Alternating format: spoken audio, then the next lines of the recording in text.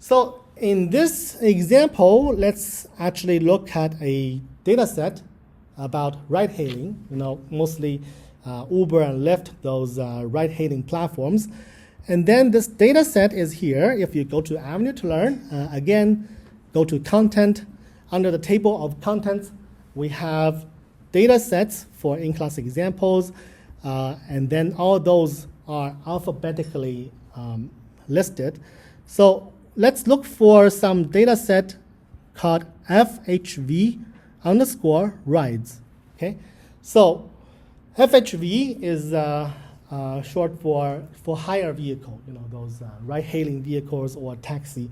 And here in this data set, we're going to focus on Uber and Lyft rides. So let's right-click and then copy link for the GitHub link, which is going to be an easy way for us to load the data set into our Jupyter notebooks. Okay, so let's first take a look at the data set to see what is the structure, what information is included, and then let's try to predict, what kind of plot is the appropriate plot for visualizing certain attributes in this data set. Okay, so in order to load the data set, again, we need to import pandas, usually as PD. Okay? And then we're going to do pd.read_CSV, and then we provide the link to the data set. I mean, if it's on your local computer, as we have seen in the previous class, we can just find the file path of the file and try to load it. All right, so it took like a few seconds because the data set is slightly larger than the ones we used in previous classes. Okay, so one thing I did is that I didn't assign it to a certain Python variable so that I directly throw things on the screen. So let's actually give it a name. Let's call it rides. Okay, rides equal to this data frame generated by readCSV function. Okay, so then we can do rides.head to look at the first few rows. Okay? So not surprisingly, this data set about Uber and Lyft rides, there are several columns. The first column is about the distance of the trips. Every row is a trip. You are going from location A to location B using Uber or Lyft. Right? And the second column is the cab type. You can use the unique function to display all the unique values for the second column. And that's something I guess we did in the video for last week. But anyways, in this data set, there's only two different values for the second column, Lyft or Uber. Right? For every trip as a row in the data set, either it's an Uber ride or a Lyft ride. Okay? A timestamp, strange numbers here, don't worry too much about it, but it represents the time. There's a way to convert it to a time and date format, which we will not do for now. Okay? And then destination of the ride, and the starting point of the ride, and then the price paid by the customer, and the surge factor. Sometimes the price becomes more expensive during busy hours. 1.0 means that there's no surge, right? And there's a unique ID for each ride. There are several columns of information in this data set, but for our purpose, for now, we're only going to look at the distance column, right? In this example, for now, we're going to only be concerned with the trip distances in this data set, all right? So before we dive into create a chart, let's first try to separate the Uber rides with the Lyft rides, okay? And that can be done by filtering, something we did before, right? So we have rides, and then we're going to do some filtering. We do filtering by including square brackets. Inside the square bracket, we're going to provide a certain condition, and here we're going to do rides. Then we're going to focus on the cab type column equal to Uber, right? And then that will give me all the rows that is an Uber trip, right? So let's say write Uber equal to this filtering command. All right, so let's try to see if we can get things done. And then write Uber dot head will allow us peek into the data set by looking at the first few rows. All right, so that's how to filter out all the Uber rights, right? And we can also do. Let me add another command. Write lift equal to. Let me just copy this command above. Control C and Control V, and this time I'm going to just change it to lift. All right. So now we have another data frame that includes all the lift rights. Right? So that's some pre-processing work we have to do. Of course, there's a bunch of other things you may need to worry about, like are there any missing values? Or if you are interested, you can look at the mean and median, those kind of things for different attributes. All right. So we're going to generate plots, and then we need to import the plotting function. So we're going to use the matplotlib, this library, and from that library we're going to do pyplot. Okay, and then usually another convention that's imported as PLT. Right? So that's pyplot is a module inside the matplotlib library. And then that module contains a bunch of functions for you to create different types of charts. Okay? So that is also done. Now, we want to visualize the trip distances, right? I mean, as you can imagine, we can do mean value, median, and those kind of things. But not any single one of those metrics or statistics will give you the whole picture, right? Here, what we want to do is to visualize the distribution, generating a plot to visualize the distribution of this distance trips of the distances, of the different rights in the data set. So, what would you suggest us to do? So, which chart? Is it a line chart, or is it a scatter plot? Or is it a histogram? What do we want to do? Yeah, I mean, we went through the different type of charts very quickly. So anyone has something in mind? Yes, please. I think I would go with the histogram.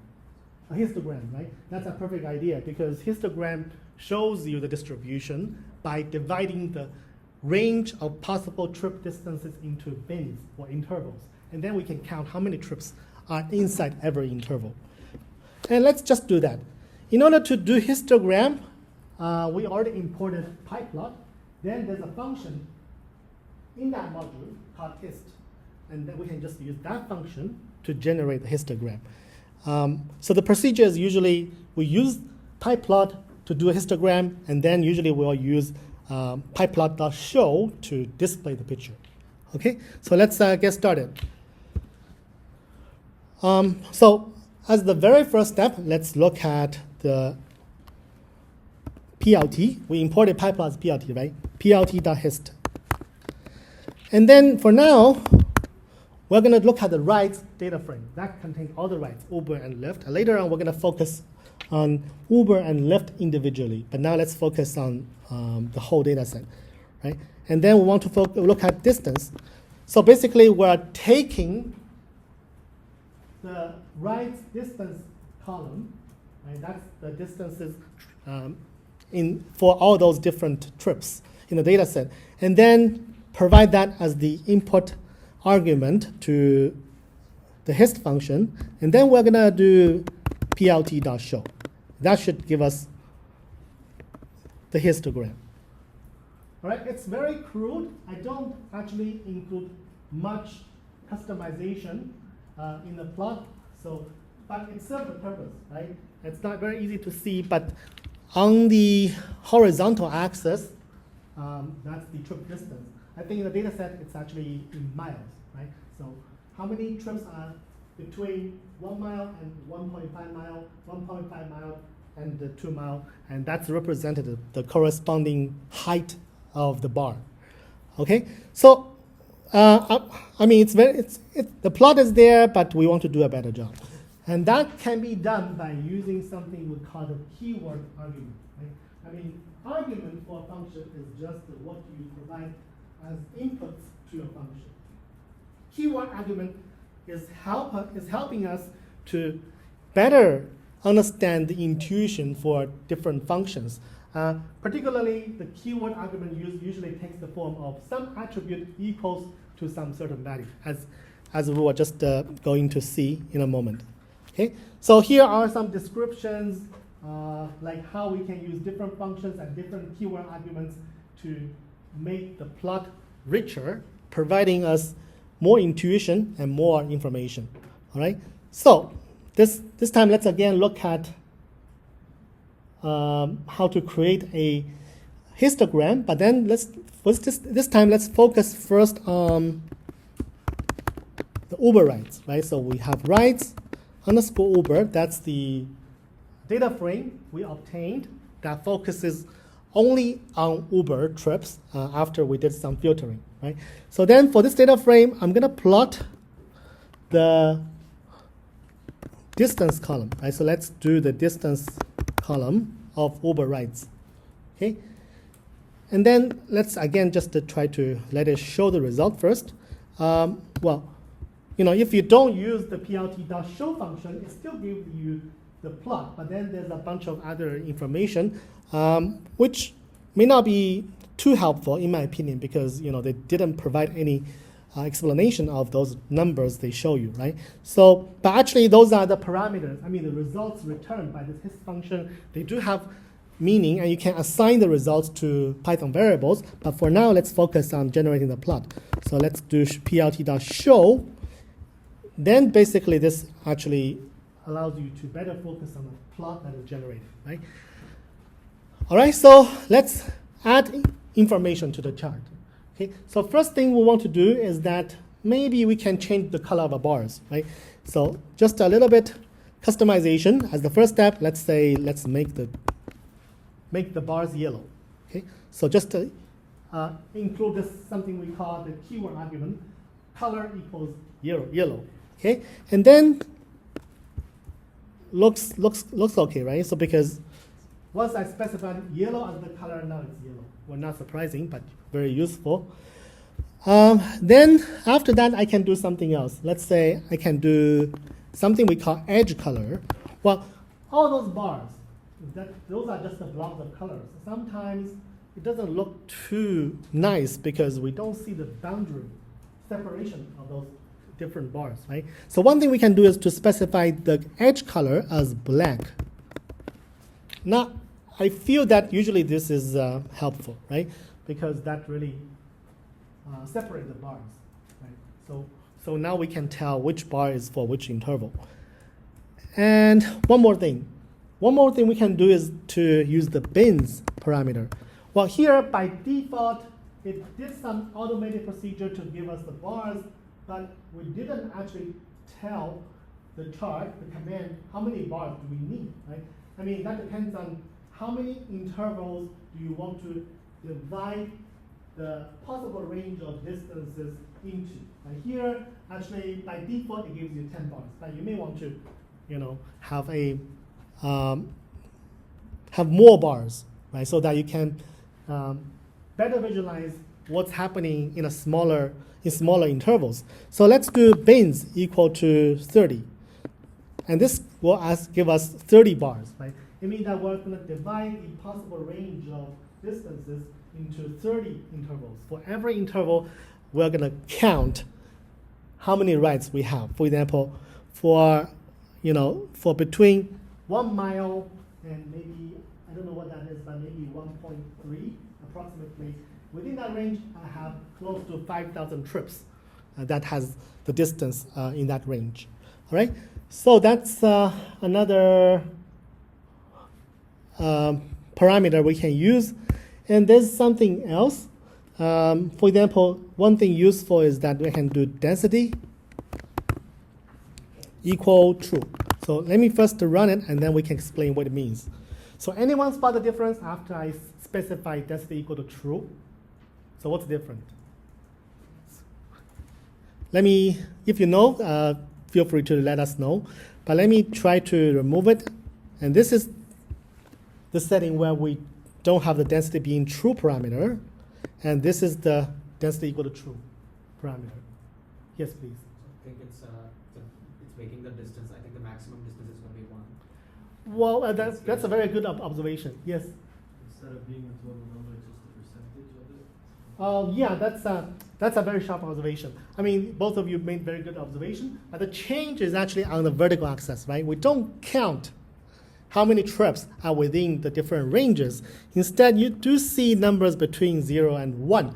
Well, that's on the y-axis for histogram. Remember, that's the counts, right? The frequency, right? So now with density equal to true, what you really have is the normalized or scaled frequency instead of directly the counts, right? So I think what it has done is that I scaled the frequencies so that the total area of those yellow bars will sum up to 1. Right? So it is basically saying that the total possibility is 1 or 100%.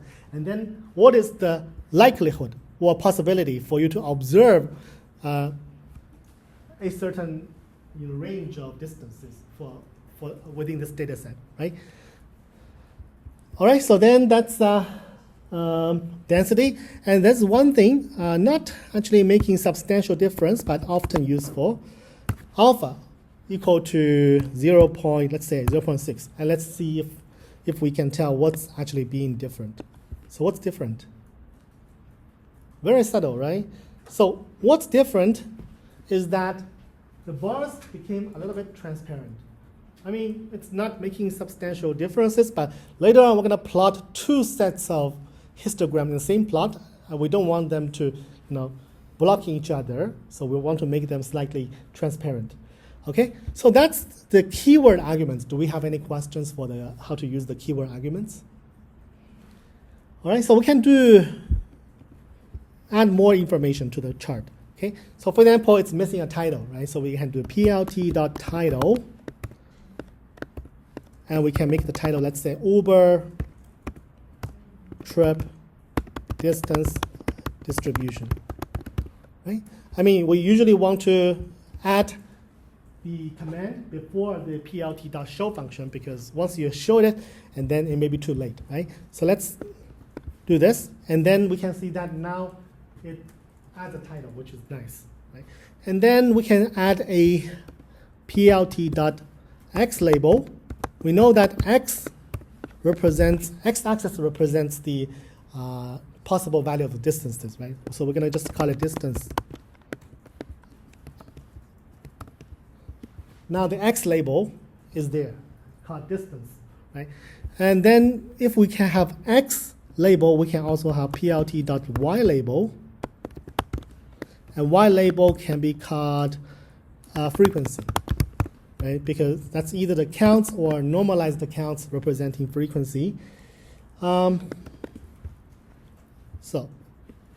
now we see that the y-axis also has a label frequency, right? Making things more intuitive to understand. That's basically the most important elements for a chart, but let's do two more things. One thing is to do plt.xvline. Right? From the main name, you probably can tell that what we're going to do is to add a vertical line. Okay? And if we want to add a vertical line, we need to specify the location of that vertical line. Okay? So let's say, let me add a vertical line at 5 miles. Okay? So let's say x equal to 5, because that's corresponding to the x value of the vertical line we're going to add. X equal to 5. And then we can specify the color of this line. Let's make it maybe red. Sorry. Color equal to red. All right. So then we can also do the line style. Line style And then we can, there are several options which I have included in the notebook, but then let's, for example, do one dash. I mean that it's going to be a solid line, okay? So we see that there's a solid line at the location of x being 5 miles. Right? And then if you do 2 dashes, it's going to be a dashed line, right? Or you can do column, then it's going to give you a dotted line, okay? So the use of this is that I want to separate the bars, right? I want to refocus on the bars below, to the left of this 5 mile threshold, right? Maybe you want to see what is the total frequency of all the rides that is within 5 miles. And then we can focus on the left half. And then I can look at the total area to get some idea about the total frequency of having trips below a certain threshold, right? If I do a V line, one thing we can do is to do the, sorry, V line, I should do H line, right, horizontal line. And then I need to specify the Y value. As you imagine, if I add a horizontal line, it's going to be associated with a particular Y value. Let's say Y value equal to 0.2, okay? And then we can again do the color. You can use the same color, or maybe I can use green here, slightly different. And line style. Let's do a dash line, okay?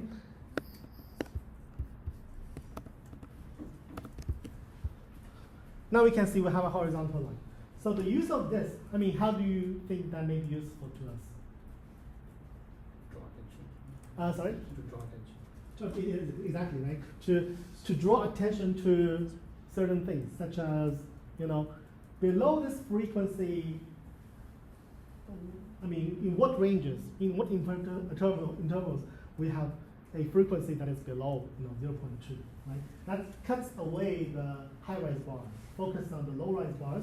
So maybe I want to see, you know, what are the less frequent or possible distance trips. Or we can focus on above this green dash line to sort out those high-rise bars, and those are more frequent situations, right?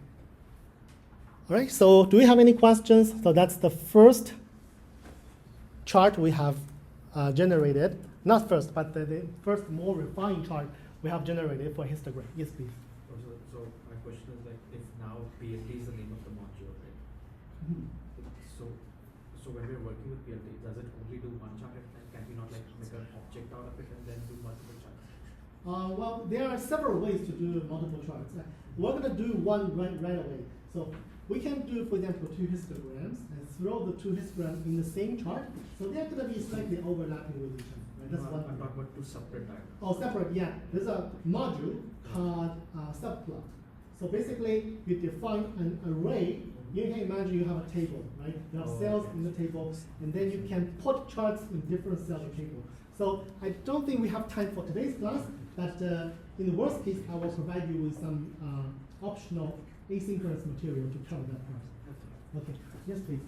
So can we know the value of the 2 lines when they intersect?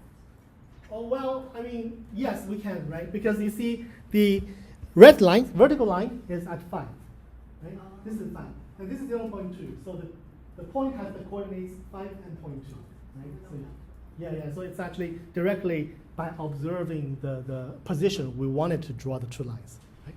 Good question. Okay, so if there's no question, let's move on. So before move on, let me select this cell, and then I want to copy everything because we're going to create another chart based on this chart, right? If you are running your Jupyter notebook, you can do the same thing. All right, so we want to add, sorry, I said prices because originally I wanted to do prices, but then I changed my mind. Now we can do lifts, distance distribution in the same chart. But I want to include both Lyft and Uber, right? So this is for the Uber. I just copied and pasted. Now let me copy the first line of this code and then paste it, and then we can make some changes, right? So instead of using the Uber data frame, let's change it to Lyft data frame, right? And then I want to have different colors for the histogram of Uber and histogram of Lyft. So I'm going to change the color of Lyft.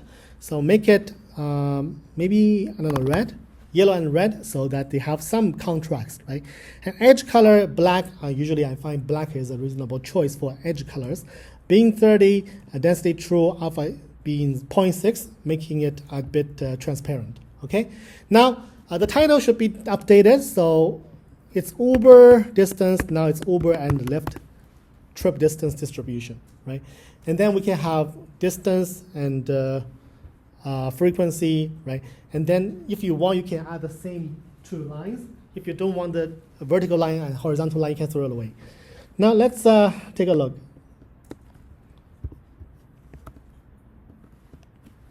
All right, so now the yellow bars were the Uber distribution, right? And the red bars are Lyft distribution. As I mentioned, they are gonna be overlapping, right? Because you are putting them in the same chart, of course they're gonna be overlapping. Now, if you want to, let's do a few things, okay? So maybe we can make alpha slightly smaller, 0.3, so that will make the bars more transparent. I mean, it may or may not be something you desire, but sometimes, for example, look very carefully at some of overlap that help you better visualize the Uber bar and the Lyft bar, right? So that's about the histogram. So do we have any questions?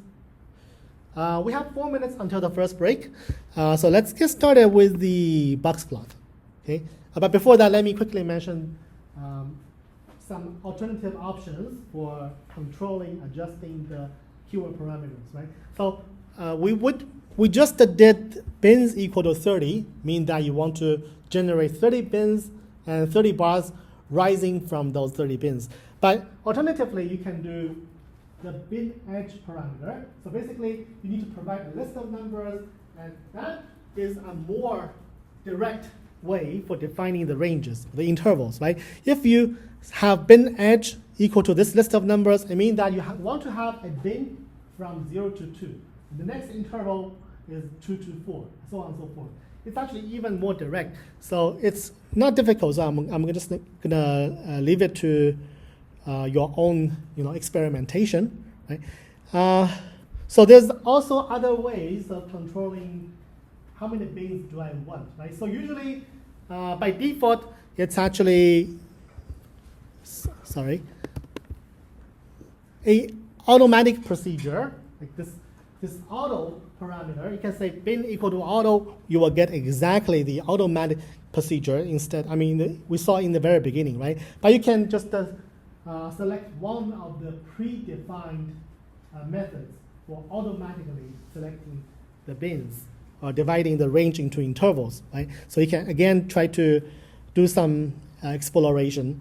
And then there are many, many different color codes you can use. So there's a link. If you click on the link, you will be able to see the documentation of Matplotlib, and you will see, other than red, yellow, there are a bunch of color codes you can use for different colors. Okay, so now the box plot. I think we will have time to generate the very first box plot and leaving the details to after the first break. All right. So doing a box plot is basically very similar to other PLT plots, pie-plot plots, right? So it's again PLT. Then instead of doing histogram, we do box plot. Right? PLT.boxplot will help you do the box plot. And then we can do rides, Uber, and select the column of distances. Okay, so run it. Sorry, get an error. So let me see, let me see what is the error code. Sometimes it happens. Oh yeah, distance. Right, thank you very much. Sorry, I got confused. And then there's a bunch of actually other results thrown into the screen, but let's do plt.show to make it more focused. All right, so this is the box plot. And then before we explain what's going on in this plot, one thing noticeable is that, well, it's not very intuitive, right? Because basically, on the x-axis, we have something we call a tick mark. Right? It shows what? It should be Uber because we look at the distribution of Uber, right? So let's do one thing before we have the break. So let's do plt dot x ticks. So that controls the tick marks on the horizontal axis. I mean, it's similar to your ruler, have many small tick marks to indicate the location of the measures, right? So let's do. Usually, we need to provide two lists as the input argument, right? And then the first list will give you the positions of the tick marks. Now, there's only one tick mark, which is called 1, so let's just include 1. That's the position. And the second list will be providing, the list of labels. Here, we only have one label, and we want to call it Uber, just Uber, okay? And then it looks slightly nicer because now I replace 1, the position for which we generate this vertical box plot by the actual information, which is Uber or Uber trips, right? This is the box plot. And again, we focused on the distance column of Uber. And we did one thing, which is to change the tick label from 1 to Uber. Now, it's time to maybe try to understand what does this plot mean, okay? All right, so we can see in this plot there's a box. In the middle of the box, there's an orange line. Right? So that line represents the median value of the data column, right? So basically, you can see that it's slightly above 2. So it means that the median of the Uber trip distances is some value maybe 2.2 or 2.3 in the middle of 2 and 3. And then we have the box. For the box, we have the bottom edge and the top edge. And those represent the first and third quartile. So usually we call them Q1, the first quartile. A quartile is the 25 percentile, right? You divide the whole range into 4 segments, and then the first quartile means that this is the level at which 25% of the data points is below this level, right? The first quartile. And then the medium. Medium is also the second quartile, right? 50% percentile. And then the top of this edge is the third quartile, the 75% percentile, right? So those 3 lines, the middle line and the top and bottom edges are the 3 quartiles. Right? The middle one is also the median.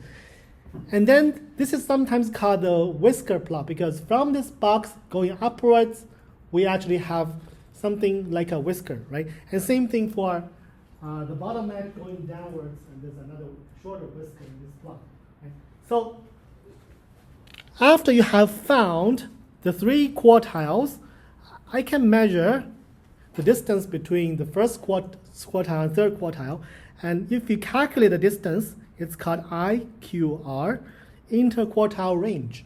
And that's defined as the gap between the third quartile and the first quartile. All right?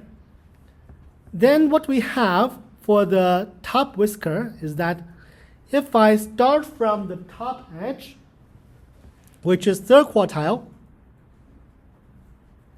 plus 1.5 times of the IQR range. And that's the level indicated by the top point of the whisker above the box, right? Not always exactly the same level because you need to look at the data points, right? So basically, this is the highest data point you can find in this range from third quartile to third quartile plus 1.5 times IQR, right? So that's how it works out.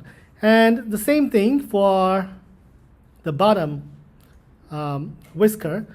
You start from the first quartile, 25 percentile, right, minus 1.5 IQR. and that's going to be the bottom level of the lower whisker, right? So I'm not always this exact number because they have to look at the data points, right? So maybe this lower point after you've done the calculation goes all the way below, but you don't have much data points in the lower half. The last data points in that range is at this level, and then it will show you the short horizontal line, at the corresponding level, right? So, but roughly you can understand the box plot as a 5-value plot. Right? Gives you 5 statistics: the median, the first and third quartile, and then the whiskers will be going from the box for 1.5 times of the IQR range, and then you can move to the bottom of the box and then travel 1.5 IQR. You get basically the lower point of the lower whisker. Okay, so this is a way for you to visualize the most important, statistics in terms of quantiles or percentiles. And then one thing is very useful is that it also will help you tell you about the possible outliers, right? So most of the data should be within the top point of the upper whisker and the lower point of the lower whisker.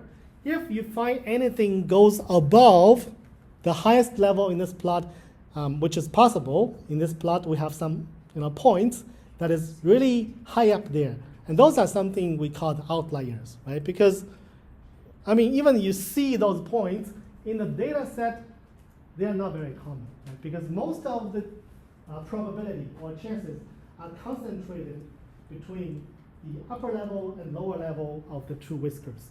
If you see anything going further above or anything further below, then those are outliers. When you're doing some data analysis later on, doing some prediction, sometimes outliers may affect your performance, right? In one extreme case, maybe those outliers are due to some human or machine errors. They are incorrect, that's why they are outliers. Or maybe there are some extreme cases that are not particularly important. So you always want to see how many outliers we have, and what if I throw them away when I do my analysis, right? So that's how we interpret the box plot, okay? So do we have any questions about this one?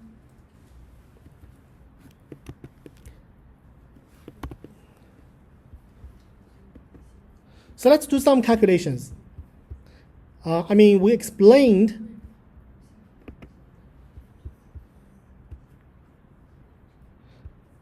okay. So that's what I just explained on this screen. But then let's do some calculations to pin down those values. Actually, I already prepared the code to save some time. But then let's actually look at how to calculate the quartiles, right? We're focusing on rides Uber, and the column is distance. Okay, so before, I think in the first or second lecture, we actually know how to calculate the quantiles. We use the quantile command, and then here we want to have 3 quantiles, right? First quartile, which is 0.25, and then we have 0.5 the medium, right? And 0.75 the third quartile, and then we can assign it to, let me call it Q as quantiles, okay? And then we can take a look at the output. So this is the output. Well, it shows us that the 0.25 or the 25 percentile is 1.51, medium is 2.35, and the third quartile is the 3.01, right? We can take a look at the type of this output. We'll find that it's a Panna's series. Right? Panna's series are very similar to, data frame. It's just that there's only one column, but the similarity is really that it has indexes. Right? So the 3 numbers to the left, 0.25, 0.50, 0.75, those are the indexes in this series. Indexes can be, even fractional numbers They're not always, usually integers, but not always integers, right? And then in the code below, to save some time, I already put the code there, but the idea is that if you want to select those 3 numbers in the column to the right, I need to, because it's a data series, right? It's not a NumPy array. I need to use the ilog attribute to select the first row, second row, and third row. And every row only has 1 attribute because that's a standard series, right? And then I can calculate the IQR range by doing the difference between Q3 and Q1, the 2 quartiles on the top and on the bottom, right? So then I can do this is something I call the LW, so the lower whisker point, which is the first quartile go and then further moving downwards by 1.5 the interquartile range, and UW, from the third quartile, the top of the box, and going upward by 1.5 times the interquartile range, and then we can print it.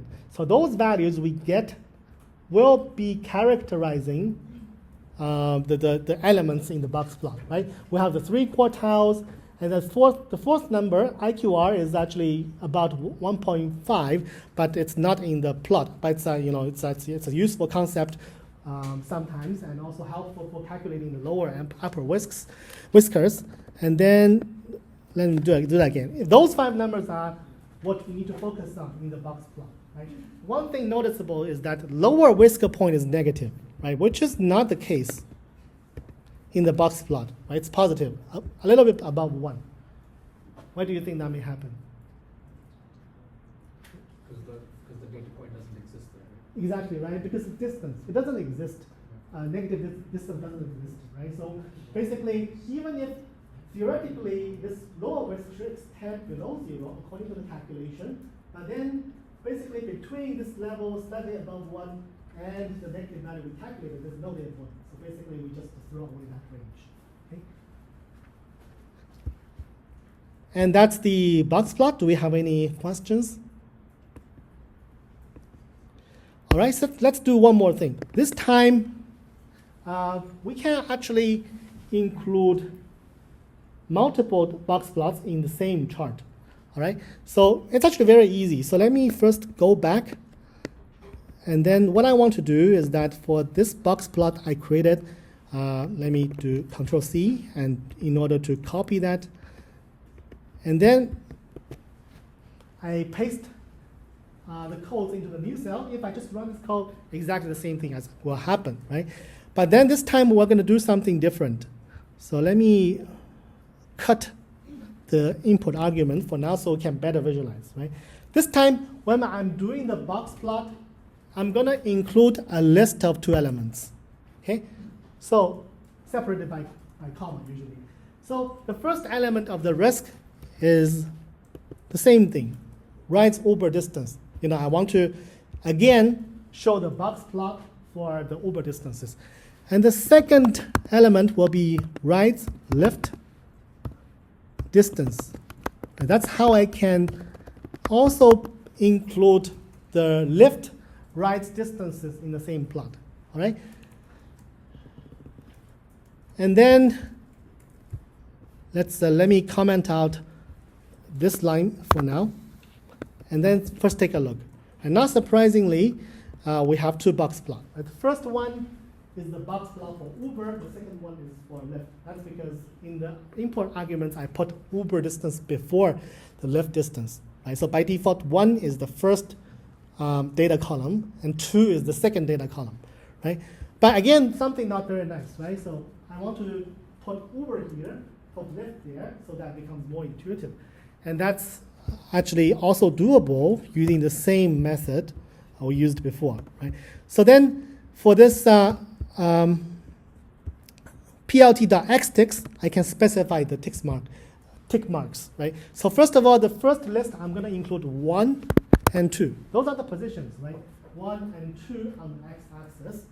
Then the second argument is another list. In this list, I'm going to specify the label for those 2 positions. Uber for the first position, Lyft for the second position. Right? and this time it looks nicer, right? So we have Uber and Lyft as the labels on the bottom, okay? And we can do, that's basically we can do something else. The important thing will be we always need a title, like box plots for Uber and Lyft trips, and run it, you get a title, right? And there's a few things we can do. So let's try one more trick. So here, let's do plt.grid.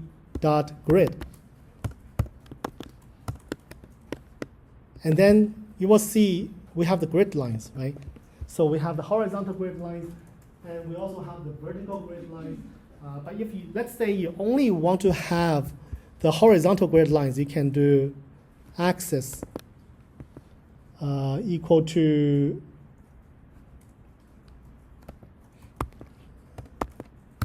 I think it's equal to y. Okay, so yeah, so basically that removes the two vertical grid lines, right? Because sometimes the grid lines indicates the position on the y-axis, right? Which is basically the distance here. Right? We show the distance on the y-axis in box plots in this example, right? So that shows you the position of the different levels in the box plot compared against the levels on the y-axis, which is the trip distance, possible trip distances. Then we can also, for example, if we want to do some customization, if we look at the y-axis, right, currently it's from 1 to 8, that's automatically done. But let's say I don't want to use those tick marks, right? So let's say I want to do a few marks that I want to specify for this plot, right? Maybe I can do 1 and then 4, 7, and 8, right? And then if I specify those tick marks for y-axis, okay, sorry, y ticks, I missed a 1s, right?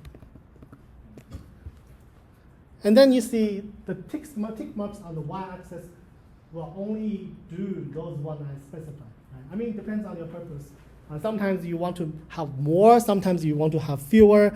For example, I think usually it's a good idea to include more details. Maybe I can do range 9. Actually, maybe not range 9, range 10, right? So that will give you the y-axis tick marks from 0 to 9, right? It stops before 10. Remember that if we're doing a range kind of, we stop at before we reach the end index, okay? So anyway, that's just some small tricks on how to control what you want to see on the x-axis and y-axis, okay? Questions?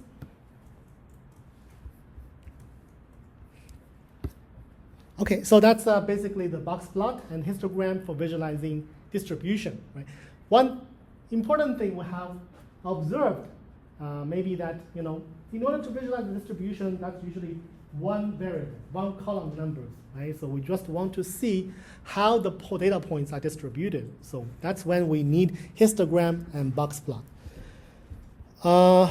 By the way, the box plot is also the kind of plot you see for plotting the, stock prices, right? That's sometimes they call it the candlestick plots, which is essentially just the box plots. For every day, the price changes a lot. You look at the distribution of the price for every day, and then you got a box plot. And then moving on to the next day, you got another box plot. That's basically also very useful for visualizing financial data. Okay, so that's one thing we want to do today.